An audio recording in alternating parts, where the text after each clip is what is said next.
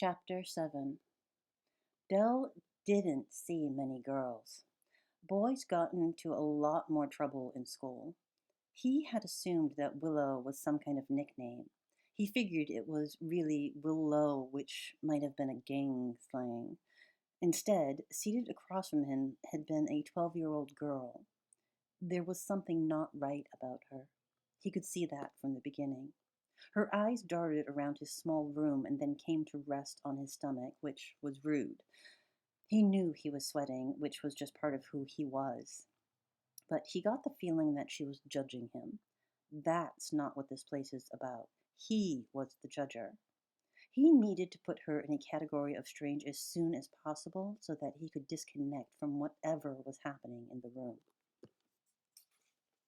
Dell had glanced over at his computer to reread the email he'd been sent from Principal Rudin. The message said that the girl had been some kind of cheater. He didn't get many of those. So she was sneaky. Well, so was he. He'd get to the bottom of that. She wasn't a weirdo or a lone wolf or an oddball or a misfit, but she was super strange. That much he could figure out.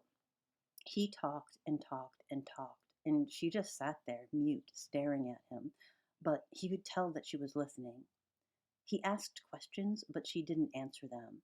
She was small, but also powerful. She had some kind of energy or aura that was different. None of his tricks, if he could even call them that, worked. And then he remembered word association. It was a technique he knew that other counselors used because he'd heard them when the windows were open and the air conditioners weren't rattling. Dell fell asleep every night with the television on. He had hours of recorded broadcasts because the sound of other people's voices, especially ones that weren't yelling at him, was a comfort. But nothing made him fall asleep faster than something educational. And that is why, as the hour got late and Dell was looking to pack it in, he often went to the most boring thing that he'd ever recorded: a wildlife documentary on the animals of Madagascar. Scientists had made the show. It was filled with facts and feelings, two things that Dell could live without. He was actually going to watch a nature documentary. The only kind he could suffer through was one where a fierce predator took down a wide-eyed furball. But he liked it when the furball could see it coming. A good chase with a few near misses added tension to the eventual crime scene. A male narrator with a deep, husky, almost evil voice set the stage for the slaughter. The music surged, and then bam, done. The Madagascar show had nothing like that. It focused on a group of monkeys who looked like squirrels in raccoon costumes.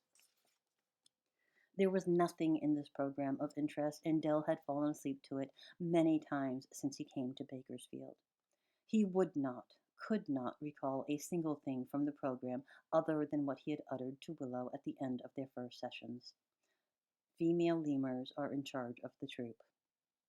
As she gathered up her things and silently headed out the door, Dell realized that his somewhat hairy hands were both trembling. He had never met a kid like this. He quickly accessed the electronic file that he was required to complete after every interaction with a student. But for the first time since his 4 groups of the strange system went into operation, Dell put it aside and dug out Dickie Winkleman's 3 areas of evaluation: activity, patience, attention. Willow had the ability to pay attention. She appeared to exhibit patience. She had listened to him drone on for the first half hour of the appointment. But he could not rate her activity level. Dell copied a paragraph from one of Dickie Winkleman's old files. It had been written for a kid named Wesley Ledbetter. Dell wondered if Wesley's problem was his name sounded like bedwetter. That could certainly throw a person off. It said that Wesley appeared to be a normal, but needed further evaluation for possible anxiety issues. In truth, Dell knew that the 12-year-old with the large eyes, who had told him to have his blood pressure checked just before she left, was anything but normal. And for the first time in his professional career, he was not just motivated, he was almost inspired. The counselor had to add a new group to his system. He had to access the color wheel on his computer and feverishly attempt to create something that would look metallic. something that would stand out like oozing gold ink, because Del Duke believed he discovered a new category of the strange. Genius.